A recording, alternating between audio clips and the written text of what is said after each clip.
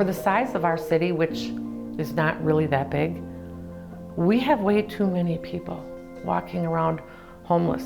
More and more of those struggling with homelessness are struggling with homelessness out of issues of brokenness. I always felt less than.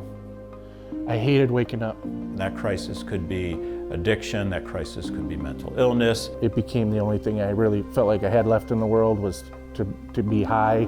To be sober was misery. Why are they addicted? It's just because something happened in their life. Why are they homeless? Something happened. My life was chaos, and it reflected that, and I lost everything. The whole goal is to try to have people become a productive member of society again.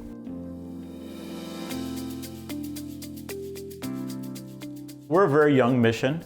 We were founded in 2016, and it was actually founded by a family who started to do grill outs in the gazebo area under a bridge, and from that it was just natural to acquire a building. The Bridge Street Mission program truly goes to the heart and trying to heal those wounds through filling it with the love of Jesus. Bridge Street fit a huge need for our community to not only offer a Christ-centered program to help change lives, but also holistic program to help with from counseling to them getting jobs and looking at a complete approach with the gospel being the foundation of that life change. We give people dignity, and we're also helping them to get skills, life skills. This is the big picture.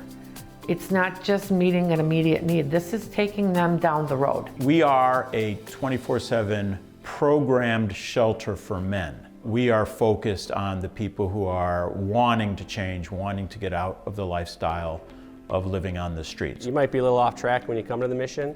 You might have struggled with addiction, you might have had a loss in your family, you might have just had a bad 3 or 4 months, or you might have been in addiction for the last 15 years, but we want you to come to the mission and just get you back on track. It was just an atmosphere that makes it so that you feel comfortable to try this and go for that, and I'm gonna listen to what they're saying and see if that makes a difference. We've invested in these guys. We love them, we're for them, we're cheering them on. Our outreach center is operating out of a building from 1946. It seats up to 48 people, but we've regularly been doing between 90 and 130 meals a day. It has a small commercial kitchen. Our donations are received through a 2x3 window and then slide down a homemade ramp. And those are actually on a different level than the kitchen, so we're constantly going up and down stairs. So we've definitely outgrown that space. And then the Sober Living Center was a building that we acquired. It was built in 1956, and these are small 8x10 rooms where a person is in a room all by themselves, which they like, but isn't ideal for our programming. If we're going to expand, if we're going to continue to do well, we're going to need a larger space. We're moving from 2 facilities. We're moving from a really crammed outreach center. From 17,000 square feet total combined space under 2 roofs, with the need to find a 3rd roof for women, to 35,000 square feet all under 1 roof. The goal isn't just convenience, that's a huge part of it, but really it's to expand the ministry. We're going to be able to expand our space for the daytime drop-in and meal service. We're going to actually be able to improve our programming of recovery and reentry for men.